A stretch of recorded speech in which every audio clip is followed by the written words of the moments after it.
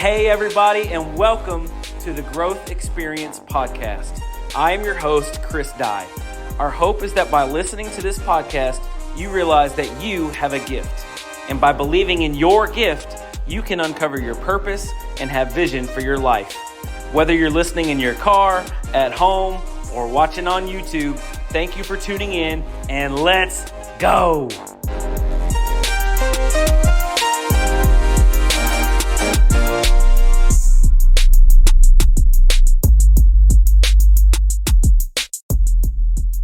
Everyone, welcome to the Growth Experience Podcast, episode 24.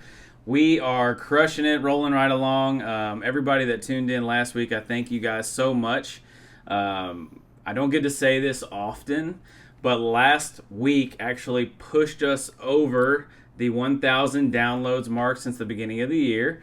So really pumped about the viewership, and hopefully we're reaching people and helping people. That's the goal, right? Impacting people at a high level.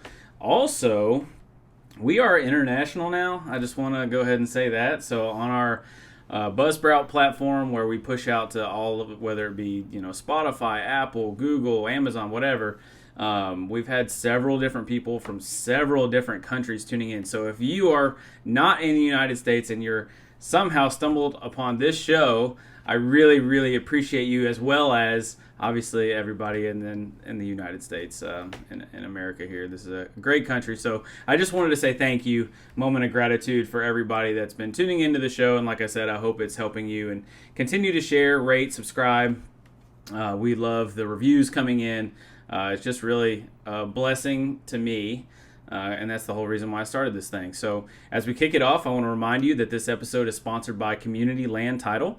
They're a full-service land, title, and escrow settlement provider here to protect your real estate investments. When you work with their knowledgeable team, you will be guided through the process in a transparent and timely way. If you haven't worked with Matthew Purdom yet, you should. He's awesome. And so as you probably guess, we don't do a lot of real estate episodes, but I want to introduce Krista Yockey. Hi. Happy to be here. Yeah, as our guest today.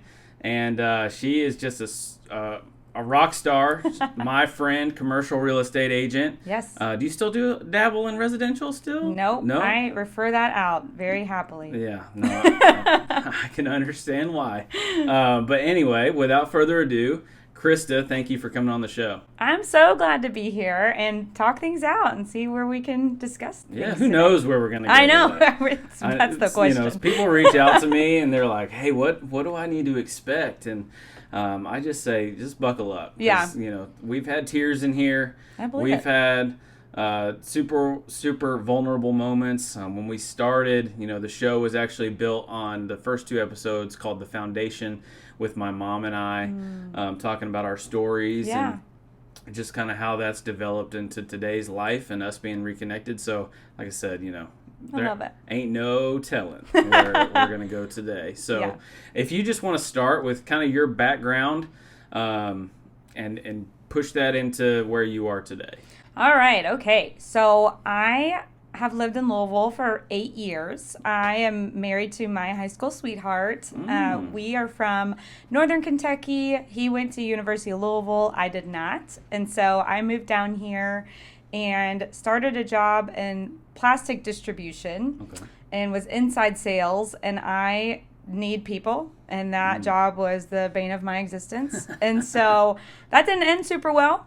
And I transitioned into outside sales because that was very clearly what I needed, and sold dumpsters for waste management. All right. And I love that job. I have more landfill fun facts than anyone needs to know. Ooh. And my first year, when I was 22, there was 78% turnover in my position. And my second year, at 23, I was the veteran training everyone. Oh, wow. And so it taught me a lot about corporate culture, right, good and bad. And eventually the micromanagement became so unbearable that I was like, I just got to get out. Because everyone I had trained and spent time on also was already gone. Wow. And so the woman who trained me at Waste Management left 6 months after I started. And she, to this day, is still one of the best saleswomen I've ever met.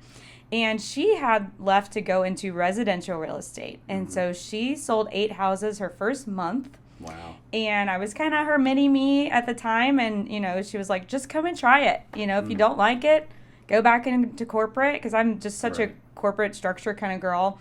And I was like, fine, if I don't sell a house in a month, I'm going to go, or in 6 months, I'll go back into corporate. And so I sold 13, and in 10 months, I sold 26. And then at that time, my then boyfriend, now husband, was diagnosed with cancer. And so that flipped my whole life upside down. And I didn't respect depression, and then I went through it. And I didn't respect counseling, and then thankfully God put me through it. And so we got through that, and I just realized that everyone has strengths and weaknesses, and you can work on your weaknesses, but there's still going to be your weaknesses because you were born with certain strengths. And residential real estate is so emotional, and you have to be there in the most stressful time in people's lives. That I am not a therapist. I am a numbers girl, and very logical, let's talk it out. And so repeatedly, when people just needed so much hand-holding, it would frustrate me. And I did well at overcoming that and still being gentle and talking them through the process. But personally, it exhausted me so much to continue to do something that I was really not born to do at a high level.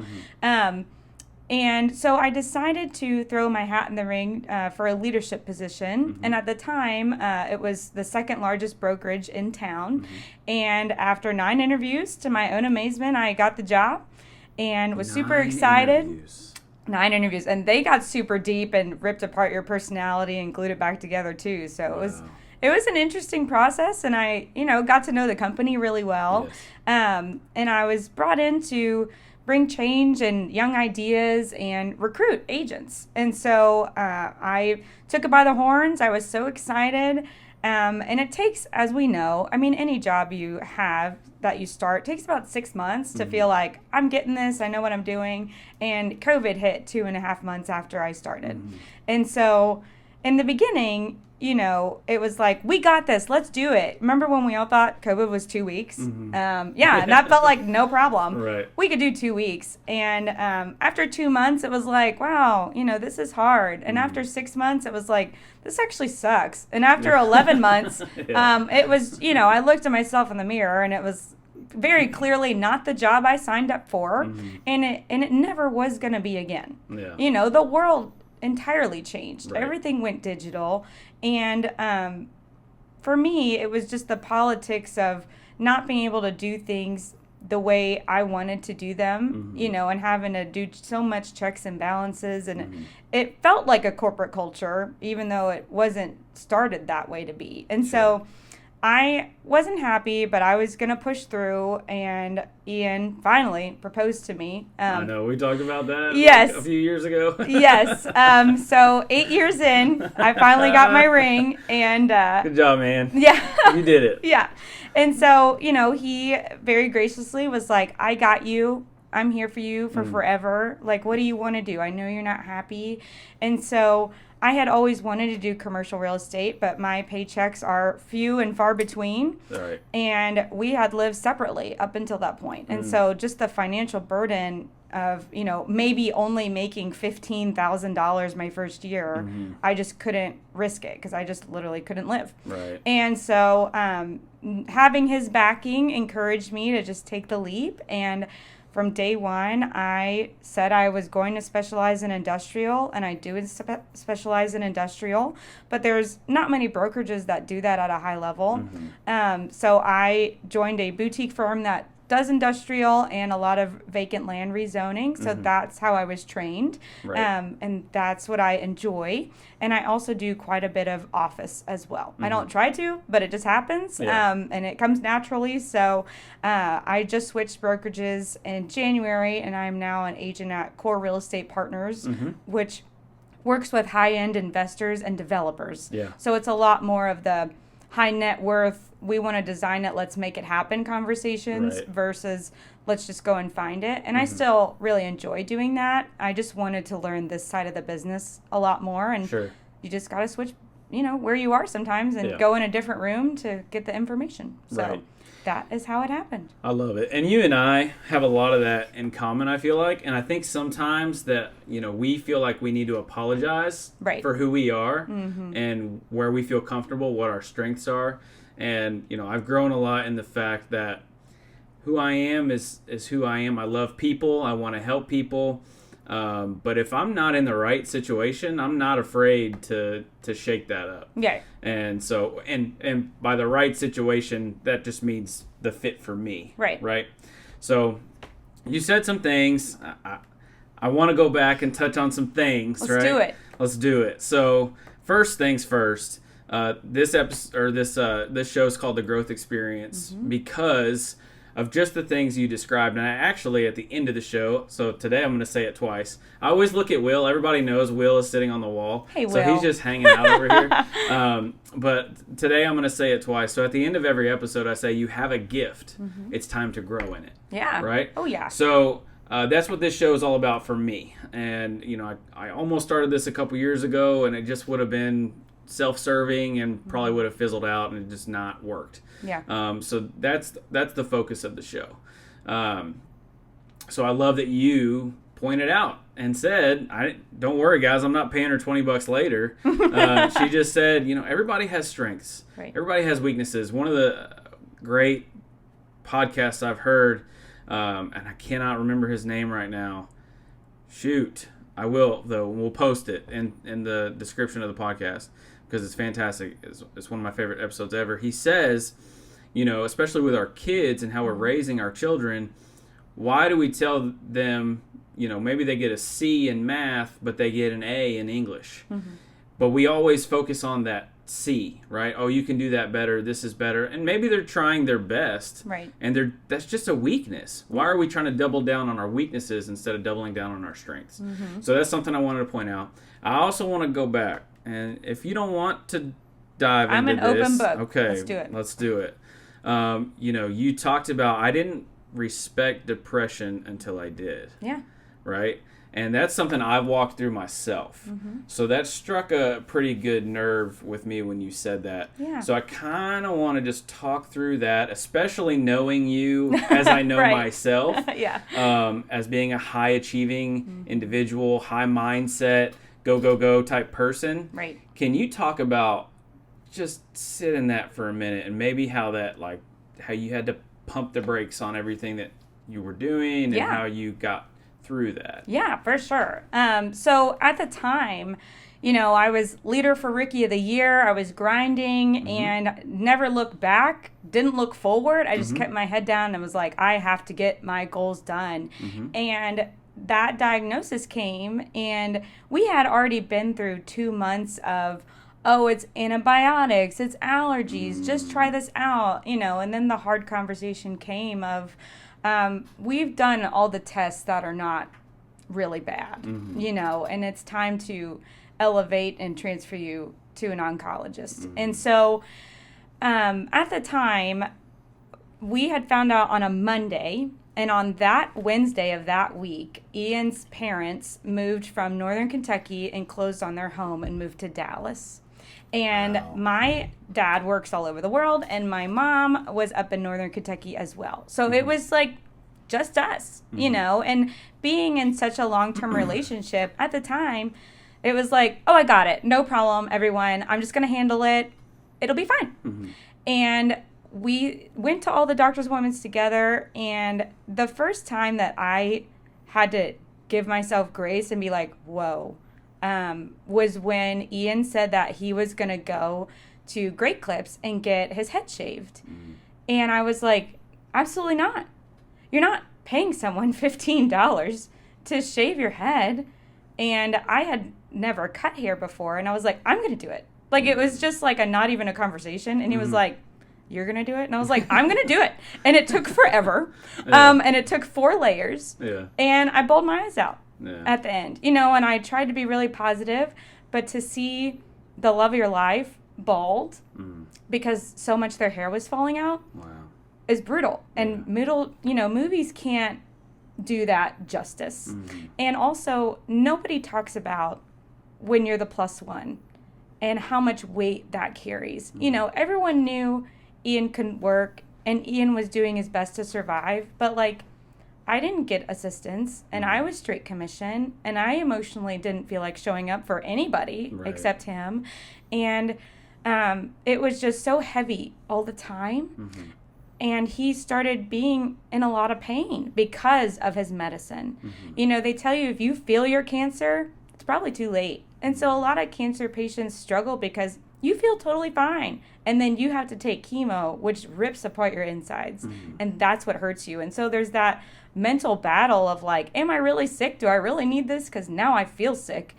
And to walk him, and he's a lot like me. We're not feelings people, you know, and to see how we both are quick to anger personality types and how I became the target of his anger in that pain, that physical pain. But I was the one that had to emotionally show up and be happy, but also go grocery shopping and clean and try and make money as best as I could, you know, was unbearable. And I was like, I wouldn't wish this on anyone.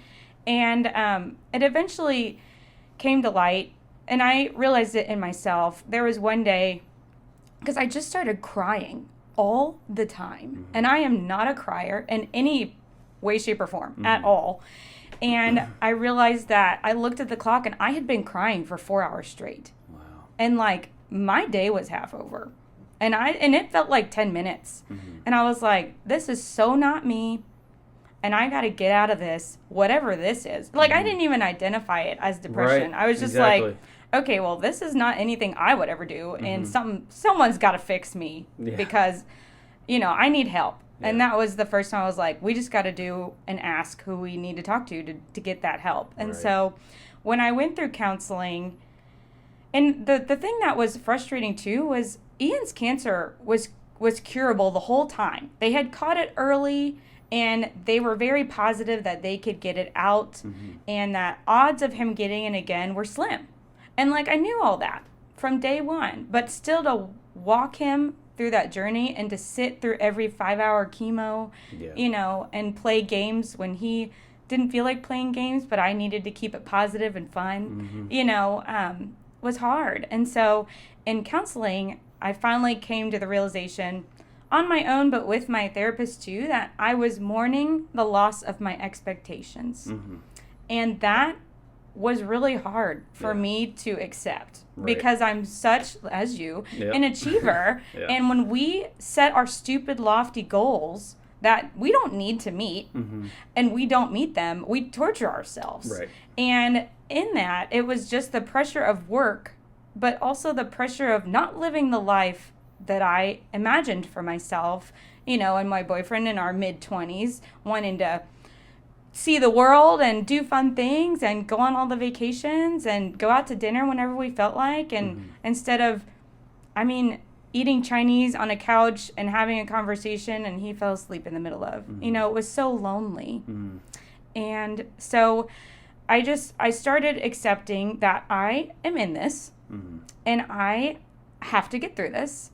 And I will just willingly admit to everyone what I'm going through because I'm alone. And at the end of the day, I'm still going to feel alone whether people know or not. And if it helps me to tell people what I'm going through and lean on others if they're willing to show up for me, then that can only make it better, you know. And that was something I had never done before.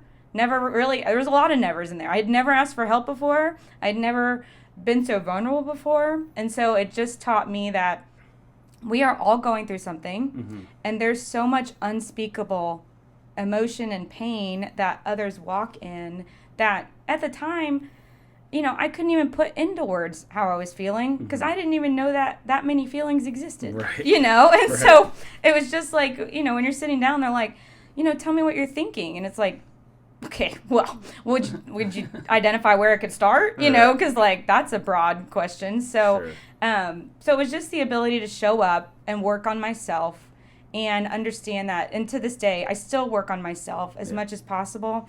And I'm grateful for that season because it taught me that you can work on yourself personally and emotionally, and your working on yourself does not and should not always be professionally, you know? And so I reorganized my priorities and that was the kind of nail in the coffin of me getting out of residential, because I was so money driven. And through Ian's cancer, I just realized money doesn't matter. We were 2 kids that weren't making any money, and we got through it and made it work and skimped by, and we were just happy to have each other and our families, and as Ian's chemo went on, I took that leadership role. Instead of working for myself anymore, I had to take vacation days and take time off to do chemo. And that was hard to do. I was like, how do full-time people do this? I'll never understand. I mean, I have no idea. And so I started asking Ian's friends and families to go in my place, which was also hard. Right. When you're like, he's mine, I'm here to take care of him, And so that was me giving myself grace that other people can do just as good sitting through chemo with Ian than I, and it's okay to maybe let someone else take over sometimes. Wow. And so that was a lot. And I actually just sadly went through this again like 2 months ago with my dad, and just a very, very like within 3 hours of death situation, and changed my dad's whole life. And I'm still in it right now, of walking through. There was a long month and a half there where we didn't know if my dad was going to make it or not. And the guilt, even now that I'm older and I've been through all that, of do I work and make a living, or do I take the time that I need to just spend time with my dad? Because 10 years from now, I don't want to look at myself in the mirror. Remember? Right, and be like, yeah, awesome that you earned that money, but you lost memories that you could have had. And so, but that's not easy. It's not like that was a switch I could just turn on. Right. And so, it's a constant learning battle, and in that now. And it's been rewarding and so emotionally exhausting. And that story in itself is so long. It's like I don't have time or the patience to tell everyone that story. And I tell like my friends and my close clients, and I'm like, listen, I'm here, but like when I'm not here where my feet are with you, like mentally I'm not here. And like you just got to give me grace and know that it's going to take a little longer for me to respond. But in commercial, things work so much slower that it doesn't impact as much. As residential, it'd be brutal, gosh. Every day. Yeah. And it's like you have to respond in 2 hours. You have to show this house in 30 minutes. And I'm not good with spontaneity like that. And I'm a scheduled girl. And usually in commercial, we're like a week out. Right. So I can totally balance that in the commercial world way better than I did in residential. And so, I mean, it's always going to be the waves of grief and learning and coming back up and having good moments and going back. And I think probably, in COVID, that's when I was like, no, this is actually life.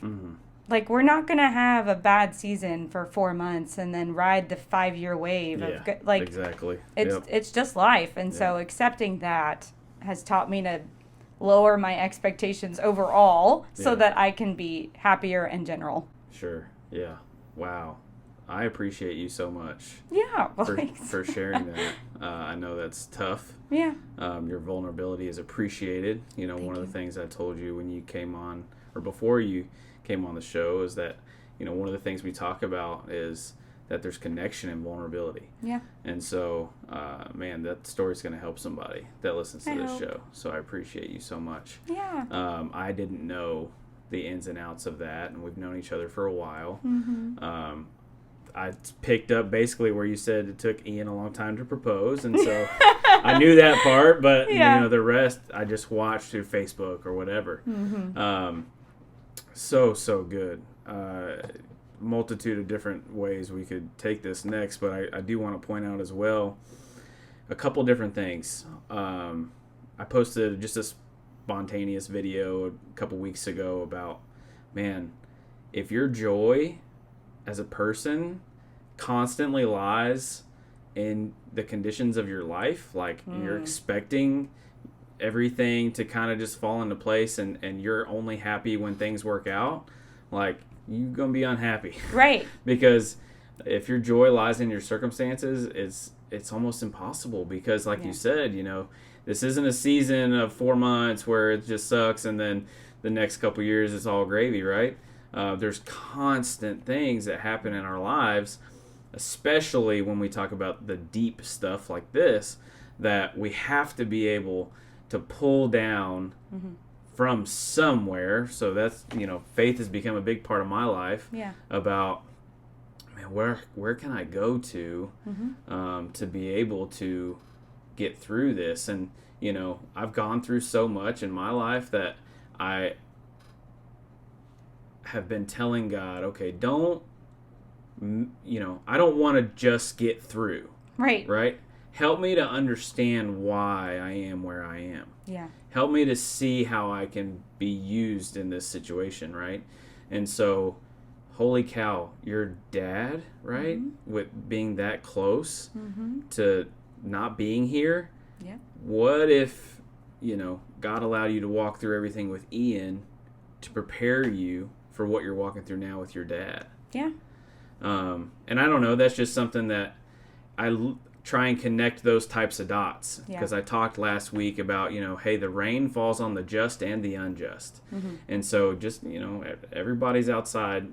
It can rain. It's not going to avoid people that do good things or whatever, right? So it's going to rain on everybody. Well, and my personal mantra, and forgive me if I don't know it exactly word for word, but I choose faith as well, and whether you are a Christian or not, the principle is still there. And verse Luke 12:14, and it's those who have been given much, much will be asked, and those who have been entrusted with much, much more will be expected. And I tell myself that literally every day, and it's not a warm, fuzzy thing. It's okay, I've been given this responsibility that I have endured to then help others and lift them out of the well. And that has helped me so much to just understand everything that I go through has made me stronger. And there needs to be gratitude in order to make it through. But to see the other side of what difference you can make in others' lives, because now I am comfortable being vulnerable, and because now I have been through those things, I can look at others and say, you know what? It's okay to not be okay. When before, I would just mow over people, and I'm like, why can't you just show up and do your job like you said you were going to do? And that still is a little voice in my head sometimes. Sometimes I'm like, I work way harder than you. Like, how did you even get here? But it's a lot easier for me to take myself out of my shoes and try and put my feet in their shoes and see things from their perspective. And that's just helped all of my relationships overall. Right. No, I love it. Again, thank you so much for sharing that with us. Kind of moving through now to where you had the switch, right? So you had this great leadership position. We were in an organization together, a young professional organization. You were probably, as I am, still a perfect quote unquote match for that position. Right. Thank you. Well, thank you. I didn't mean right, but yeah. Yeah. No, I mean, it's true. I mean, if you look at probably both of our statistics and things and how we tested and all of that, we should theoretically be there. Let's talk about that expectation for a minute. And when you decided that you just finally said, no, this isn't where I'm supposed to be. And then that choice, because I've had Raphael on the show. Great guy. Love that dude. We actually got licensed at literally the same exact time. We were in the testing center together. So we've been licensed for the same amount of time. So anyway, talk about that transition now, right? Leadership, okay, and we could talk about it all day, but you decided this isn't where I need to be. Now I'm going to switch over from residential to commercial real estate. What does that look like for you? I think the big umbrella idea in all that transition was no one can live my life but me. And I have been beat down so many times and have gotten myself up on my own so many times that it has given me a fearlessness to just when I ask what if, there's not really a hesitancy. Yep. Because what if I have to start over? And I had a business coach that I love, and she impacted me for the rest of my life. And it sounds like the most basic thing, but when you're such an achiever and you have all this weight of expectation you put on yourself, I started crying in one of our sessions, and again, not a crier. But when I'm under so That's much okay. stress, I'm a super crier. So as I become a dad, I'll just look at pictures of my kids and just start crying. Puppies on Facebook. We'll be driving down the road, and Kelsey will be sitting next to me, and the waterworks just turn on, and she's like, "Why are you crying?" And I'm like, "I don't really know." Aww. So anyway. Yeah, it's definitely okay if you cry. But for me, it's like an uncomfortable, like, what's happening, and I don't know how to process it. But in the moment, I was like, then I'm going to have to start over. And she was like, and what, Krista? What's going to happen if you have to start over? Yeah. And then there was this long pause because I'm like, I don't know. I'm like thinking through all the problems. Right. And she's like, then you start over. Yeah. And you've already done that before. Right. So you can do it. Yeah. And I was like, well, yeah. I can do it. Like, I just felt dumb in the moment. And I'm like, I mean, that makes sense. So, yeah, I mean, there's really no reason not to at this point anymore. Sure. And so it was just like, that was more the switch of like, everyone is replaceable. Mm-hmm. And I have goals of my own. And it's okay if my goals don't meet up with others' goals. Mm-hmm. But it's also my choice to choose how I want to live. Mm-hmm. And that's where I love leadership, and it's kind of probably my big why. It's hard for me to decide what my big why is, but that's where I find so much passion in leading and helping others to reach their potential or see opportunity. Mm-hmm. And so to leave that position where I got automatic respect for it, to then go into a role where I went into a man's industry where they all, most of them, not all, look down at me that I should barely have my seat at the table. Mm-hmm. Let's see if you can keep it. Yeah. Just in the tank with the piranhas, was a lot, and I knew I signed up for it. Mm-hmm. And I was like, let's just give it a shot because I believe in myself. And if worse comes to worse and this doesn't work out, then what am I going to do? I'm going to start over again. Yep. And I can do that. Yeah. And so that's where I always say what I think, and I treat the janitor like I treat the CEO. And when you're working in commercial and you are working with some very, very high net worth people that sometimes were handed everything and are entitled, and sometimes really have done their work and know their stuff, and they know way more than me. Yeah. All I can do is show up and be myself and admit when I don't know something. Yes. And huge. Also try and learn as much as I can to be the expert. And so that's where I know when I lay on my pillow at night, I'm like, I did my best today. Yeah. And I showed up for everyone I could. Right. And that's like all I can do. I love that. Man, this is so good. This is so good. We're going to have you back. Well, I haven't said that to everybody, but man, oh my gosh, I love it. So, yeah, I think that's one of the things I've walked through as well, right? Like, not only do we set our own expectations, but because of who we are, let's brag on ourselves a little bit, high-achieving individuals, that I love leadership. I mean, honestly, that's the thing that fills my cup the most. Like, yeah, sure, do I want to be successful? Absolutely.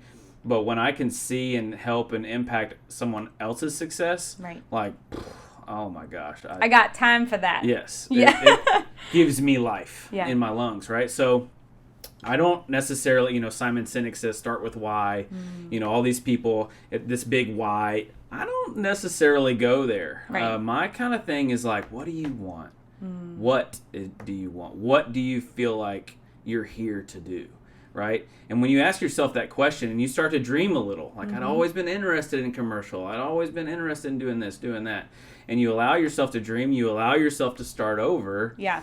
The why becomes really simple. And it's just because that's what I'm supposed to do. Like, and the why not becomes a lot smaller. Right. Yeah. It's what I'm called to do. It's like, what do I want to do? I want to help lead people. Right. Why? Because I feel like that's my gifting. Yeah. Like, that's pretty simple for me, the why part. So anyway, I also, I do a lot of personal growth stuff. I listen to a lot of things and read a lot of books now. Not used to, but over the last few years, that's just something I enjoy doing. And it's funny, there's a Navy SEAL that I follow. His name's Jocko Willing. Okay. So the Jocko podcast, check that out. It's really good. But he talks about, it's like every time something bad happens to him, his response is good. Like, bring it on. Yep. Yeah. Let's go, right? You need to start over completely, not only switch brokerages, but switch industries. Good. You get a flat tire on the interstate, hop out of your car. Good. Whatever that is. Yeah. It just cracks me up. So it's funny that, we kind of went there just to talk about sometimes you got to start over. Well, it changes your perspective on everything. All these things that, I don't know if you struggle much with anxiety. I really don't, because the why not in me is just like, let's just see what happens. Yep. Versus overthinking. And that's where a lot of anxiety spawns from, is just the, what if I can't do it? What are they going to think about me? It's just so much exterior questions that a lot of people, unfortunately, put on themselves, when if you just open the door to say, who cares? Yeah. Let's just give it a shot, right. And what happens, and you have to accept that, and that's hard. Yes. Because sometimes you can be wrong. And right. I have been wrong. Yeah. And, Kelsey and I've had those conversations, it's just, I'm similar. So to me, it's like, I almost can't see negative outcomes. Right. It's like... If you could do anything and money was no object, right. like, why don't we just take that attitude all the time? And, the money can come, the idea can work. Right. I mean, you can accomplish, because we're achievers, you can accomplish so much more when you're not in your own way. Right. Like, I can be driving, every time I drive down the road and I see that massive Powerball that's currently existing that I refuse to play because it's just pointless. But, I look at that and I automatically, see myself writing in the numbers, cashing in the winning ticket, buying what I want to buy with the money, right? Like, I can't even imagine not winning, even though I know I will not win. Yeah. So it's just, that's the way I'm wired too. And there are some times where, you take that chance and it doesn't turn out the way you want it to. And I think one of the most underrated skills in all of humanity is adaptation. Yeah. Change is inevitable. Yes. Right. So when something doesn't go the way you thought it was going to, or the right way, you try and always choose the right way. I'm get on my soapbox, there's no right way. Just try it. And if it doesn't work, adapt and adjust fire, as we said in the military, and do something else. Or do the same thing, but do it differently. Maybe you learn something, right? Every time an agent reaches out to me and they're, in their beginning stages in residential or commercial, I told them, and when I started, I changed my strategy on purpose every 2 weeks. And I was like, you have to be willing to see what works and doesn't. And that was a good 3-month journey of, let's just try it out and see what gets people to call me back or gets me to earn their respect or whatever. But you've got to be willing to just be, adaptable, like you said, and willing to try. Because if you're so set in your ways and you think there's only one way to do it, you are never going to make it. Or you make it and it takes you forever. Right. Yeah, he talks about that too. Anyway, there's more, that old adage, there's more than one way to skin a cat, right? And so there's just so many different ways to succeed. There's not one road. There's your road, right? What are you going to do? What are you committed to? All right. So now we're doing commercial real estate. Let's do it. And we love it. Right? Yes, I love it. Yes. And so talk about, what your journey, maybe just touch on your journey from the beginning to where you are now. You said you specialize in industrial. What does that look like for the audience? So, I work with small to medium-sized businesses grow to medium or small or large, because I think the journey that I've had over the past couple of years is realizing I'm not going to sell an Amazon warehouse. I mean, maybe one day, but I'm not in a company position to just make that happen because there's corporate contracts and all these things. So the big dreamer in me was like, let's go get the whales, Right. but the reality of it is that commercial is sowing seeds, very large seeds, very deep, that it takes a very long time to grow. Yeah. And you've got to be able to efficiently use your time in order for those seeds to at least come back to you in 2 to 3 years is my personal turnaround. Sure. If I could sit here and in the beginning, I did try and work on like manufacturing facilities, and because I could win the GM over, I got that. But then when I have to be rerouted to the corporate real estate director that's out of state, and it wasn't what I enjoyed, because I prefer to be a consultant and look at a company and say, let's talk this out. Maybe you are okay with fitting in this space now, but can you fit here in 5 years? What if COVID happens and your business declines so rapidly? You will be held to your lease that you sign. Right. And so, and talking those kind of things out with owners is where I come more from an expert perspective versus just show me this building, because in residential, if someone wants to see a house, okay, there's like 1,000 houses on the market right now. Like, we could narrow it down a little, but odds are there would still be, I don't know, maybe 5 I could show you tomorrow. And in commercial, if you have 3 comps being properties that have sold in the last year to compare to a certain building, like, you're golden. Right. Which just means, when someone wants to find a warehouse, I'm like, okay, we might get 1 a month. And it might be totally not what you need. So this is going to take a while. Right. And having that understanding and conversation up front so that everybody's on the same page and nobody gets upset, is a lot easier. And so the learning curve just took me a long time, because it would take anyone a long time, because it's the Wild West. All these rules and regulations and abilities to get fined in residential do not exist in commercial. Right. Every brokerage has their own purchase contract. And everything is negotiable, but also everything is sold as is. And so it's just a very long conversation, and I laugh and I call myself a professional cat herder, usually, because I'm like, okay, like, we do have a timeline. That timeline is 9 months. Okay, so I'll touch base with you in a month, make sure you're doing what you need to do. Right. But everything's more expensive and everything takes longer in my world. And so I tell all clients that in the beginning so that they don't get flustered or surprised by the price, because I'm like, yeah, if you're going to buy a $2 million building, yeah, your appraisal is going to cost $4,000. Yeah. Versus, $500 for a house or whatever it is. Yeah. That's still pretty accurate. Right. Yeah. Yeah. And so I would say it's so much more relationship based, but more about who you know in commercial. Residential is very brand based and keeping in touch with your clients regularly. And I did that in the beginning. I tried to drop off little gifts to clients and stay top of mind. But when you're working with high, intelligent, very busy business owners, you don't want to just be ignored. It's not that you're upsetting them, you're just straight up being ignored. Right. And so you've got to come up with a way to share value. So I try and always teach them something, show something from a different perspective, make them aware of something going on in the city that would benefit them in order for them to know, like, hey, I'm thinking about you. Right.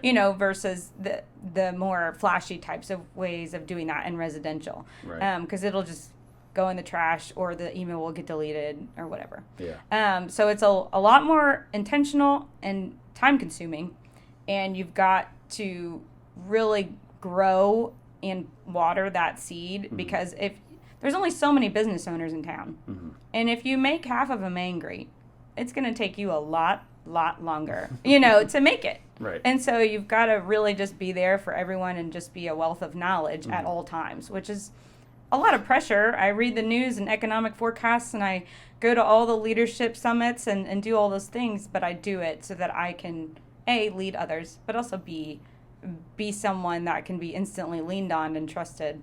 Right. Because I've done my homework. Yeah. No, I love it.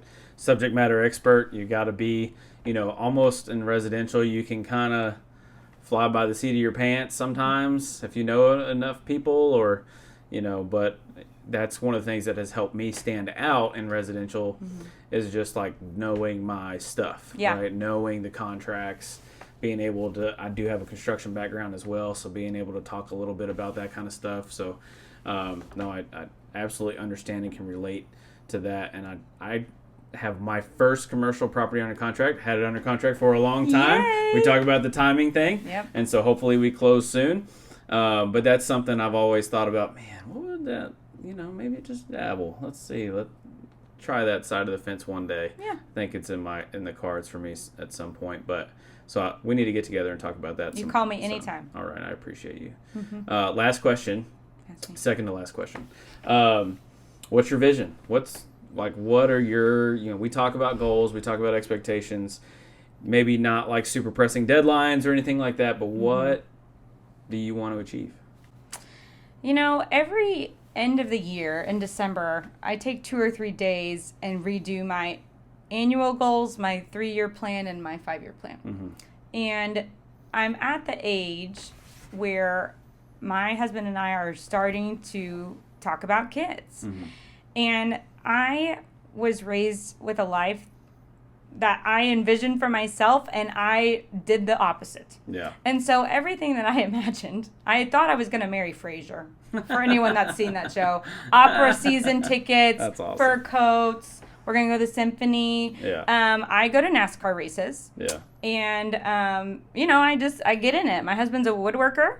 And so I love adventuring and trying new things. And so we have a lot of fun together. But it's adjusting for sure from the life I envisioned for myself. So to answer your question, now that money is not my top priority, my top priority is security. Mm-hmm. And I am coming to know what being married to a man that wants to provide and take care of me looks like. Mm-hmm. And it took me a really long time to accept that because I never thought I would, I thought it'd be 20 more years before I had someone that I would trust enough to do that with. And so now I'm like, okay, maybe I don't need to do it all. Maybe I can really enjoy life with someone. Love it. Versus us just being roommates that make a ton of money and go on lavish vacations. And so I have restructured what I envision to be passive income so that we are able to travel and enjoy the world and make memories with our family. And also be a resource that I'm not so much needing to leave a legacy. That's not my big why. My big why is I hope at my funeral people will say how much I helped encourage them. Whether my name is remembered for that or not, I don't care. I just want, if I help one person know that they can do it and there is someone cheering them on and believing in them, then I did what I came here to do. Yeah. And so I take every relationship with that, whether you're my best friend calling me crying or you're the cashier at Kroger, I believe in you. Yeah. Let's talk it out. And if it's something that I am well versed in, I take a coffee meeting and I sit down and I talk to people. Just last week, I was in an elevator with 2 younger women and they were like, "Are you hiring?" And I'm like, "Not me personally, but I know a lot of people. So tell me what you want to do." Right. And so to see them light up that, oh, I didn't just get brushed off. And I was like, email me. Here's my cell number, And to be an open book that is always willing to help is more my vision than, I guess, where I can go. I do want to live somewhere by water so I can get great seafood all the time. I love some good seafood. Yes. But for me, it's more about the relationships and having kids one day that I hope enjoy spending time with me. And knowing that I did the best I could for everyone and I showed up for everyone when I was there, and that people feel welcome enough to call me anytime, whether it's been years, whether we had a huge falling out. And I've had sadly, a lot of friends leave, in the past couple of years. And I'm a big evidence person. And I'm like, ask me what I did or, tell me what I did. I don't want to do it again. I don't want to continue that with other friends. And I have not been given reasons. And those holes in my heart burn brighter and harder than anything. Because I'm like, what did I do? And I just torment myself. And so I always have the idea in my mind that I'm here to show up. I take accountability for what I do. Mm-hmm. And I'm also willing to call people out because if you're not willing to be better, then you're not worth my time. Mm-hmm. And I stick to that, and I don't get my feelings hurt. Yeah. So yeah. And I did want to share, before we end, I don't know if it relates too much, but something that I've learned more recently, I saw a meme of it on Facebook a couple of weeks ago, but it was people at the bottom compete and people at the top collaborate. I love that. And I that's been a really good positive sticky note I've had on my computer desktop lately, because I'm like, I'm not here to take business from others. Mm-hmm. I'm here to help my clients if they want to be my clients, and when you look at things from that perspective, the desperateness doesn't have room to be there, because we're here to collaborate and build off one another. And if I can teach you something and you can teach me something, then we're both going to be ahead, so that's been helpful. I love that it was people focused when I asked you about that, because that's kind of mine too, right? I've got a sticky note in my head: time, temple, talent, treasure, tree. How can I help people leave a legacy? Because you will leave a legacy. Well, thank you. You will. How you impact people, that matters, and that trickles down whether they remember your name or not. And I'm on the same boat. Like, my name has never been, I take that back one time and I regret it, but I don't want my name to be on anything or these bright flashy lights, or just not who I am, who I'm wired to be. I try and always serve and put other people first. Right. Haven't done a great job of that, but that's the goal, right? So time, temple, talent, treasure, tree. Those are 5 things. If I can help somebody in any one of those areas, when somebody spends time with me and when I spend time with others, how does that make them feel? Yeah. Right? And so I can go into that, but that's kind of the goal that we're trying to build in this industry in residential real estate and beyond. So it's a people thing. It's about people. It's always about people. Yeah. Awesome. I know you already said last thing, but any last parting advice or wisdom or lessons learned? One of my values is to burn brightly within my sphere of influence. And I think people take that for granted or don't take time to know the difference that can make in their life. And I would just say, if you took more time to think back about the conversations you've had and how your attitude impacted the trajectory of that conversation, you could probably end up in a very different destination than where you went. And I always have fun, but it's tedious to think back, and I'll do it with this conversation again today.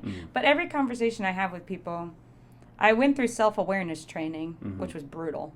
But that was part of it, was thinking back through conversations and knowing what your piece in it was and how you could have made it go differently. Right. And it has just made me so much more, A, self-aware, but also B, impactful. And I think, if people's vision is to really help others and show up and be there, then you've got to know what piece you have in that and identify it. Because nobody's just going to, maybe not nobody, but very rarely is a person that you do not work for going to sit you down and be like, you could have done that better. Right. And so you've got to do it for yourself. And it's not fun or easy, but it helps you understand where you're coming from. And if you're coming from anger or greed or selfishness or whatever, that's the way you can understand others' perspectives of you better. Yeah. I've come to find. You're amazing. Amazing. Such a strong person, such a strong leader. Thank you. Again, I can't say enough how much I appreciate your vulnerability and being here today. Somebody's going to be helped today. If they want to be helped and they want to reach out to you, how do they get a hold of you? Yeah, feel free to email me. My email is Krista, Krista, at core, CORE, the number's 502.com. Alrighty, and we'll put that in our description as well. So feel free to reach out to Krista anytime. Yeah. She gave you permission. Yeah, I gave you permission. So don't hesitate and do that if you feel like you should. Yeah. Again, I want to remind everybody that this episode is sponsored by Community Land Title, full-service land title and escrow settlement provider here to protect your real estate investments.